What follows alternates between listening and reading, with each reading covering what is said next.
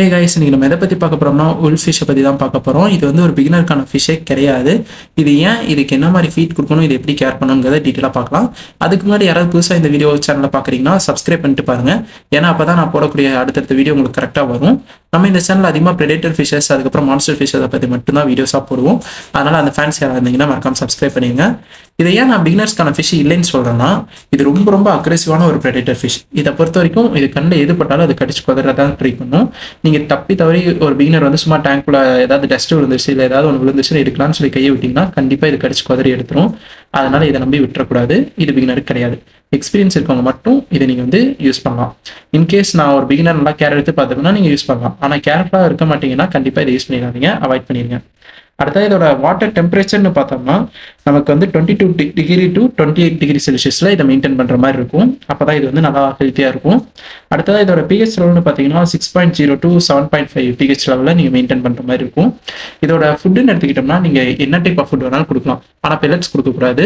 நான் எப்போதுமே வந்து சிக்கன் ஹார்ட் இதெல்லாம் கொடுக்கக்கூடாதுன்னு சொல்லுவேன். ஆனால் இதுக்கு வந்து எது வேணாலும் கொடுத்துக்கலாம். இது ரொம்பவே ஹார்டியான ஃபிஷ். முடிஞ்ச வரைக்கும் லைவ் ஃபிஷஸ் கொடுங்க, இன்ட்ரெஸ்டிங்காக இருக்கும் இது சாப்பிட்றத பார்க்குறக்கே.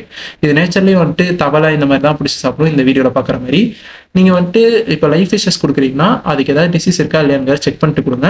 இதுக்கு மேக்ஸிமம் டிசீஸ் வராது, இருந்தாலும் நம்ம ஒரு சேஃப்டிக்காக அதை செக் பண்ணிட்டு கொடுக்குறதுல எந்த ஒரு தப்பு இல்லை. அதனால செக் பண்ணி பார்த்துட்டு கொடுத்துருங்க. அடுத்ததாக இதோட டேங்க் மிட்ஸை பொறுத்த வரைக்கும் நீங்கள் எந்த ஃபிஷ்ஷையுமே விட முடியாது. ஏன்னா இது ரொம்ப அக்ரெசிவ். எந்த ஃபிஷ் விட்டிங்கனாலும் அது கடிச்சு கொண்டுரும். அது சாப்பிட ட்ரை பண்ணும், சாப்பிட முடியலன்னா அது கொண்டுரும். அதனால இது வந்து தனியாக தான் நீங்கள் வச்சிருக்க மாதிரி இருக்கும்.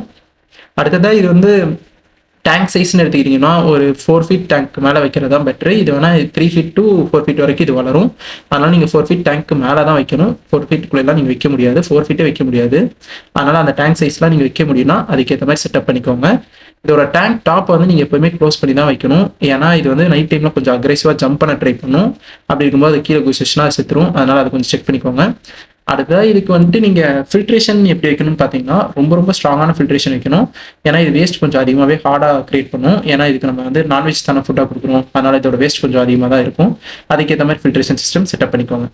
அடுத்ததாக இதோட இன்டீரியர் எப்படி இருக்கும்னா நீங்கள் வந்து பிளான்டேஷன் டேங்க்ல எல்லாம் அதை வைக்க முடியாது. இது வந்து எல்லாத்தையும் பிச்சு இருந்துடும். முடிஞ்ச வரைக்கும் ஒரு ராக் செட்டப் இல்லைன்னா ஒரு பிளெயின் சாண்ட் செட்டப் அந்த மாதிரி வச்சுக்கிட்டிங்கன்னா இன்னும் பெட்டர். இந்த வீடியோவில் ஏதாவது டவுட் இருந்துச்சுன்னா மறக்காம கமெண்ட் பண்ணி விடுங்க, நான் அது கண்டிப்பாக ரிப்ளை பண்ணுவேன். அடுத்து எந்த ஃபிஷ்ஷை பற்றி பார்க்கணுங்கிறதையும் கமெண்ட் பண்ணுங்க, நான் வீடியோ மேக் பண்ணி போடுறேன்.